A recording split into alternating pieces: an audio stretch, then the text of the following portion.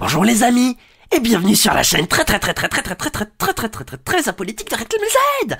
Alors aujourd'hui, on va parler encore d'NJW. Oui, désolé, je ne fais que parler d'eux en ce moment, mais ils sont incapables d'être sages. Voilà, Éric Zemmour a encore fait des déclarations, c'est encore énervé pour des broutilles, et ses sympathisants ont encore sorti d'énormes dingueries. Voilà, je vous propose dans cette vidéo de vous en montrer 4 qui sont apparus récemment. Donc elles datent toutes du mois de décembre, et donc ça illustre bien finalement la densité de bêtises et de dangers et de contre-vérités que peut balancer finalement Éric Zemmour lui-même et nous aussi ses sympathisants. Bref, nous allons découvrir ça ensemble après le générique. Top, c'est parti!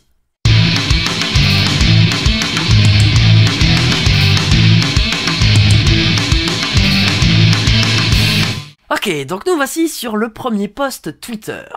Et alors là, on a Éric Zemmour qui s'insurge parce que une femme voilée montre à des enfants comment faire des crêpes. Voilà, c'est quand même assez étonnant. Voilà, il tag Pape Ndiaye. Donc Pape Ndiaye, pour ceux qui savent pas, c'est le ministre de l'Éducation nationale et de la jeunesse. Voilà, je vais vous montrer comme ça. Voilà, là vous voyez. Donc il tag le ministre de l'Éducation nationale et il demande: est-ce normal, une femme voilée qui intervient devant nos enfants à l'école primaire Léon Jouot à Lyon? Ouais, c'est précis. Et donc il a tagué Protégeons nos enfants. Voilà, la page Protégeons nos enfants, qui est donc alors je sais pas trop si c'est une association ou quoi, mais en tout cas qui est proche du parti de Éric Zemmour justement, et qui passe son temps à instrumentaliser les enfants pour défendre la cause défendue par Éric Zemmour. Voilà, en gros, pour servir un agenda politique finalement. Voilà. Ce qui est assez cocasse d'ailleurs, quand on a vu qu'ils avaient déclenché quand même une vague de harcèlement sur une prof quand même. Voilà, typiquement, voilà, ça c'était un exemple. Bon bref, on va pas revenir sur cette affaire-là. On va regarder quand même. Quel est cet ustensile de cuisine? Répétez, c'est une... Ouah. Donc... Non, la spatule, comme nous quand... Voilà, c'est tout mimes en plus. Ah, je comprends pas pourquoi il s'énerve. Ah, il s'énerve. Ah non, si, il s'énerve parce qu'elle est voilée. Voilà, c'est ça le problème. Apparemment, c'est un problème qu'elle soit voilée. Voilà, ça se trouve en plus, ça n'appartient même pas à l'équipe pédagogique, c'est une intervenante extérieure. Donc voilà, Éric Zemmour qui n'a pas envie de laisser une femme montrer à des enfants comment faire des crêpes. C'est quand même assez symptomatique de la cancel culture finalement. Encore et toujours. Alors on va aller sur un second fait. Voilà, donc Zemmour, une équipe de France avec 8 joueurs noirs, c'est curieux, nous sommes un peuple de race blanche. Alors on va regarder vraiment la vidéo pour nous rendre compte, vraiment, constater s'il dit vraiment ça. Je dis simplement, une équipe de France avec 8 joueurs noirs, c'est curieux. Parce que, tout simplement, ça ne correspond pas à l'histoire de France, à la composition de la population française. Nous sommes, je le rappelle, la phrase du général de Gaulle, avant tout un peuple de race blanche, de religion chrétienne et de culture gréco-romaine. Donc je me dis, là, il y a un phénomène. Oh ouais, c'est chaud quoi. Le gars il a vraiment... Alors il a cité De Gaulle, voilà, donc je pensais pour se couvrir en mode... Oui, c'est pas moi qui l'ai dit, c'est De Gaulle qui l'a dit dans les années 50, voilà. On a un peuple de race blanche. Alors lui déjà, je me demande s'il est vraiment de race blanche, je crois qu'il est même pas né en France en plus, donc... moi je trouve ça particulier, ça me rappelle un peu Hitler. Alors oui, un point Godwin, j'invoque allègrement le point Godwin. Oui, tu vas faire quoi? Ça me rappelle un peu Hitler, là, qui n'avait peut-être... Alors je sais même pas s'il avait les yeux bleus, mais il n'était pas blond. Et qui parlait tout le temps de la race aryenne, alors qu'il était même pas... C'était même pas lui-même un bon arien, enfin... Je comprends pas, c'est très bizarre quand même, hein. Je trouve ça curieux, comme il dit justement notre cher Eric. Et puis bon bah écoute, oui il y a des joueurs noirs, mais alors c'est pas parce qu'ils sont noirs qu'ils sont moins français, hein. D'ailleurs Si tu vas dans les dom-toms, c'est français et les gens sont principalement noirs.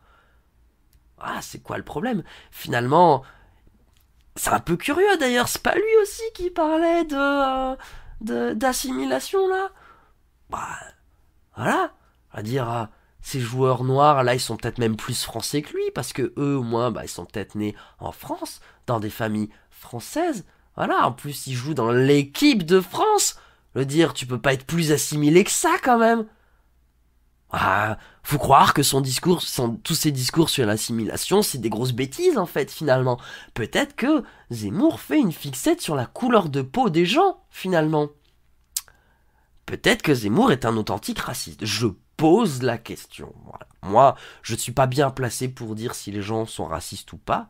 Voilà, mais quand même là, c'est un peu gros quand même. Hein. Même moi, je trouve que c'est chaud quand même. Hein. Bon. Voilà, c'est un petit peu curieux. Et ça me rappelle un autre truc aussi. Il y avait un gars qui avait beaucoup participé dans sa campagne, qui était là dès le début. Un mec noir d'ailleurs, hein, qui était là pour sa campagne présidentielle. Je crois que c'était Tanguy David. Et le gars, finalement, au bout de quelques mois, avant la fin des élections, il avait dû se retirer du parti et de la campagne. Enfin, du parti, je crois qu'il s'est retiré du parti même, mais en tout cas, il s'est retiré de la campagne. Parce qu'il a été victime de racisme dans son propre parti. Voilà, c'est quand même assez éclairant, je trouve, c'est limpide. Et là, on en a encore une illustration ici. Je pense que tout a été dit, on va passer au fait suivant. Alors ici, c'est quelqu'un qui relaie une information de Damien Rieu pour la démentir, justement. Voilà, Damien Rieu qui dit... Tir à l'automatique pour fêter la victoire du Maroc à Nice. Ah, donc ça fait effectivement très très très peur, hein, on voit, voilà. Et en fait, il se trouve que c'était un supporter marocain qui tapait sur des casseroles. Voilà. Donc pour Damien Rieu, il tirait à la calache. Voilà la haine contre les Arabes et musulmans des pro-Zemmour qui poussent à la désinformation en continu. Vive la France et vive le Maroc, no passarade. Ok. Visiblement un média antifa. Bah ok, mais en attendant, il corrige une fake news. Encore une, hein, j'avais parlé de cette fake news sur l'Ocean Viking, comme quoi les migrants allaient être logés dans un camping de luxe, alors que non, pas du tout. Voilà, ils avaient tous relayé cette fake news là, et encore Damien Rieu qui fait encore des fake news. Voilà, il a l'air spécialiste en fake news lui quand même. Hein. Alors je crois d'ailleurs dans l'arbre de Reconquête. Parce qu'il fait partie du coup du parti de Éric Zemmour, Reconquête. Au début, il était, le nom de sa fonction c'était chargé de propagande. Et finalement, ils ont rebaptisé ça chargé de communication. Il me semble, il y avait un truc comme ça. Voilà, mais ils étaient à deux doigts finalement d'assumer ce rôle-là. Donc voilà, Damien Rieu finalement serait à Zemmour ce que Goebbels était au parti nazi. Visiblement.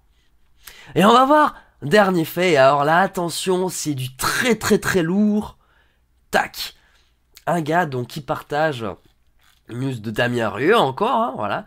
Casablanca, Élysée, Champs-Élysées, donc comme quoi, voilà, c'était pareil, hein, suite à des hordes de supporters. Je sais plus si c'était des Marocains ou des Tunisiens, encore une fois. Casablanca, c'est le Maroc, donc c'était des Marocains. Et donc, qui relaye la news de Damien Rieu en disant ceci. Apparemment, ils sont près de 5 millions sur le territoire. J'ai bon espoir qu'après notre arrivée au pouvoir, ils partiront d'eux-mêmes chez eux. Si ce n'est pas le cas, nous devrons mettre en place la solution finale et être inventifs afin d'allier efficacité et rapidité. Voilà, je crois que ça se passe de commentaires, c'est suffisamment glaçant comme ça.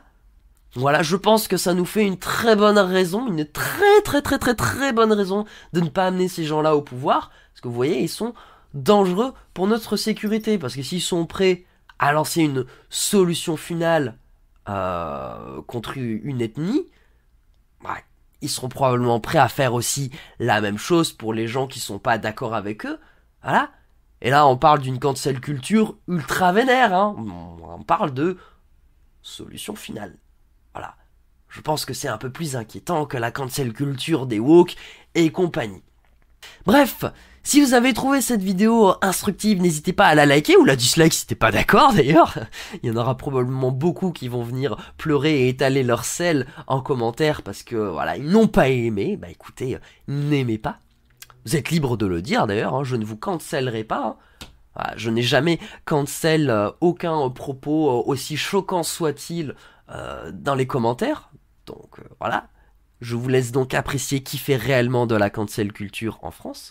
Bref, tout ça pour dire, n'hésitez pas à liker ou à disliker cette vidéo. N'hésitez pas également à commenter, à la partager et aussi à vous abonner et à mettre la cloche ding ding ding pour être au courant de ce que je dis régulièrement chaque semaine, tous les 2 jours. Des bisous sur vous et des câlins si consentis. Ciao, bye bye, à la prochaine!